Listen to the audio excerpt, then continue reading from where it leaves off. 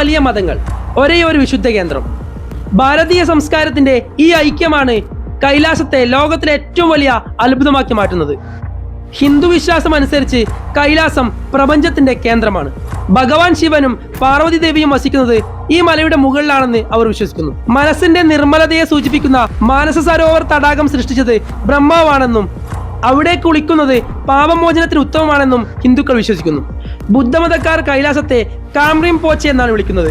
ഇതിന്റെ അർത്ഥം മഞ്ഞിന്റെ വിലയേറിയ രത്നം എന്നാണ്. 12ാം നൂറ്റാണ്ടിലെ പ്രശസ്ത ടിബറ്റൻ യോഗിയായ മിലാരേപ്പ കൈലാസത്തിന്റെ മുകളിലെത്തിയ ഏക വ്യക്തിയാണെന്ന് ബുദ്ധമത ഗ്രന്ഥങ്ങൾ പറയുന്നു. ജൈനമതക്കാരാകട്ടെ തങ്ങളുടെ ആദ്യ തീർത്ഥങ്കരൻ മോക്ഷം പ്രാപിച്ച ഇടമായി കൈലാസത്തെ വണങ്ങുന്നു. മറിച്ച് പുരാതന കാലത്ത് നിർമ്മിക്കപ്പെട്ട ഒരു കൂറ്റൻ പിരമിഡാണെന്ന് പല റഷ്യൻ ശാസ്ത്രജ്ഞരും അവകാശപ്പെടുന്നു. ഇതിന്റെ 4 വശങ്ങളും വടക്ക്, തെക്ക്, കിഴക്ക്, പടിഞ്ഞാറ് ദിശകളിലേക്ക് കൃത്യമായി തിരിഞ്ഞു നിൽക്കുന്നു. പ്രകൃതിയിൽ ഇത്രയും കൃത്യതയുള്ള ഒരു ഘടന സ്വയം ഉണ്ടാവുക പ്രയാസമാണെന്നാണ് ഇവരുടെ വാദം. കൈലാസത്തിന് സമീപം എത്തുന്നവർക്ക് അനുഭവപ്പെടുന്ന ഒരു വിചിത്ര കാര്യമാണ് അവിടെ ചെലവഴിക്കുന്ന 12 മണിക്കൂർ കൊണ്ട് നഖവും മുടിയും 2 ആഴ്ചത്തെ വളർച്ച കൈവരിക്കുന്നുണ്ട് എന്ന്. അതായത് ഇവിടുത്തെ സമയം സാധാരണയേക്കാൾ വേഗത്തിൽ സഞ്ചരിക്കുന്നുവെന്ന്. ഇതിനു പിന്നിൽ ഇവിടുത്തെ കാന്തിക മണ്ഡലമാണ് എന്ന് ശാസ്ത്രജ്ഞർ സംശയിക്കുന്നു. 8848 മീറ്ററുള്ള ലോകത്തിലെ ഏറ്റവും ഉയരം കൂടിയ എവറസ്റ്റ് ആയിരക്കണക്കിന് ആളുകൾ കീഴടക്കിയിട്ടുണ്ട്. എന്നാൽ ഉയരം കുറവായ കൈലാസം ഇന്നുവരെ ആർക്കും കീഴടക്കാൻ സാധിച്ചിട്ടില്ല. മല കയറാൻ ശ്രമിച്ചവർ പറയുന്നത് മുന്നോട്ട് പോകും തോറും മല അതിന്റെ സ്ഥാനം മാറ്റുന്നതായും വഴിതെറ്റിക്കുന്നതായും അനുഭവപ്പെടുമെന്നാണ്. പലരും ശാരീരികമായ അവശതകൾ മൂലം പാതി വഴിയിൽ ഇറങ്ങിപ്പോയിട്ടുണ്ട്. സന്ധ്യാസമയത്ത് പർവ്വതത്തിൽ നിഴലുകൾ വീഴുമ്പോൾ ഒരു ഭീമാകാരമായ ഓം ചിഹ്നം തെളിയുന്നത് കാണാം. കൂടാതെ രാത്രികാലങ്ങളിൽ ആകാശത്ത് 7 തരം പ്രകാശങ്ങൾ ദൃശ്യമാകാറുണ്ട്. ഇത് ഇവിടുത്തെ ശക്തമായ കാന്തിക ഊർജം കൊണ്ടാണെന്ന് നാസയിലെ ശാസ്ത്രജ്ഞർ പോലും അഭിപ്രായപ്പെട്ടിട്ടുണ്ട്. കൈലാസ പർവ്വതത്തിന്റെ ഉപഗ്രഹ ചിത്രങ്ങൾ പരിശോധിച്ചാൽ അതിനു മുകളിൽ നിന്ന് നോക്കുമ്പോൾ ഭീമാകാരമായ ഒരു മനുഷ്യന്റെയോ അല്ലെങ്കിൽ ഒരു പുരാതന ജീവിയുടെയോ കശേരുക്കൾ പോലെ തോന്നും. ഇത് പ്രകൃതിദത്തമായി ഉണ്ടായതാണോ അതോ ഏതെങ്കിലും പുരാതന സാങ്കേതിക വിദ്യയുടെ ഭാഗമാണോ എന്ന് ഇന്നും ചർച്ച ചെയ്യപ്പെടുന്നു.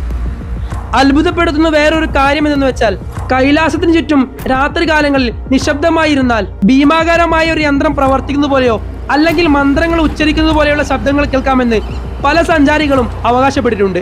ലോകത്തിലെ ഏറ്റവും വലിയ കൊടുമുടിയായ എവറസ്റ്റ് ആയിരക്കണക്കിന് ആൾക്കാർ കീഴടക്കിയപ്പോൾ എവറസ്റ്റിനേക്കാൾ ചെറിയ ഈ കൊടുമുടി എന്തുകൊണ്ടാണ് കീഴടക്കാൻ പറ്റാത്തതെന്ന് ചോദിച്ചാൽ കൈലാസത്തിലെ കാലാവസ്ഥ സെക്കൻഡുകൾക്കുള്ളിൽ മാറും.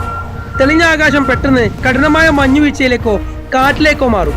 ഇത് പർവ്വതാരോഹകരെ ശാരീരികമായി തളർത്തുന്നു. പർവ്വതത്തിന്റെ ആകൃതി കുത്തനെയുള്ളതായതിനാൽ മഞ്ഞുപാളികൾ ഇടിഞ്ഞു വീഴാനുള്ള സാധ്യത വളരെ കൂടുതലാണ്. പിന്നെ നമ്മൾ നേരത്തെ പറഞ്ഞതുപോലെ നഖവും മുടിയും പെട്ടെന്ന് വളരുകയും ശാരീരികമായ അസ്വസ്ഥതകൾ ഉണ്ടാക്കുകയും ചെയ്യുന്നു. അത് മാത്രമല്ല ഹിന്ദു, ബുദ്ധ, ജൈന മതസ്ഥർക്ക് കൈലാസം എന്നത് ദൈവത്തിന്റെ ഇരിപ്പിടമാണ്. അവിടെ മനുഷ്യന്റെ പാദം കുത്തുന്നത് ആത്മീയമായി തെറ്റാണെന്ന് വിശ്വസിക്കുന്നു. ഭക്തരുടെ വികാരം മാനിച്ചും പർവ്വതത്തിന്റെ നിഗൂഢത നിലനിർത്താനും ചൈനീസ് സർക്കാർ പർവ്വതാരോഹണം ഔദ്യോഗികമായി നിർത്തിവെച്ചിട്ടുണ്ട്. ഇപ്പോൾ അവിടെ ആർക്കും കയറാൻ അനുവാദമില്ല. പർവ്വതാരോഹരുടെ വിചിത്രമായ ഒരു അനുഭവമുണ്ട്. 1990കളിൽ ഒരു റഷ്യൻ സംഘം മല കയറാൻ ശ്രമിച്ചപ്പോൾ അവർക്ക് നേരിടേണ്ടി വന്നത് വിചിത്രമായ കാര്യങ്ങളാണ്. മല കയറുന്നതിനിടെ അവർക്ക് പെട്ടെന്ന് വയസ്സായതുപോലെ തോന്നുകയും മാനസികമായി വിഭ്രാന്തി ഉണ്ടാവുകയും ചെയ്തു. മല കയറാൻ ശ്രമിച്ച ആ സംഘത്തിലെ 4 പേർ നാട്ടിൽ തിരിച്ചെത്തിയ ശേഷം മാസങ്ങൾക്കുള്ളിൽ അജ്ഞാതമായ കാരണങ്ങൾ മരണപ്പെട്ടു എന്നത് ഈ മലയുടെ നിഗൂഢത വർദ്ധിപ്പിക്കുന്നു. വേറൊരു വിചിത്രമായ വാദം എന്ന് വെച്ചാൽ ഈ കൈലാസ പർവ്വതം ഏലിയൻസിന്റെ വാഹനമാണെന്നും അത് മഞ്ഞുകൾക്കിടയിൽ മൂടിക്കിടക്കുകയുമാണെന്നാണ്. മനുഷ്യന്റെ തുടിപ്പുണ്ടായതും ഈ ഏലിയൻസുകൾ വന്നതിന് ശേഷമാണെന്ന് വിശ്വസിക്കുന്നു. അങ്ങനെ എത്ര പറഞ്ഞാലും തീരാത്ത നിഗൂഢമായ കുറെ അത്ഭുതങ്ങളാണ് ഈ കൈലാസ പർവ്വതത്തെ ചുറ്റിപ്പറ്റിയുള്ളത്.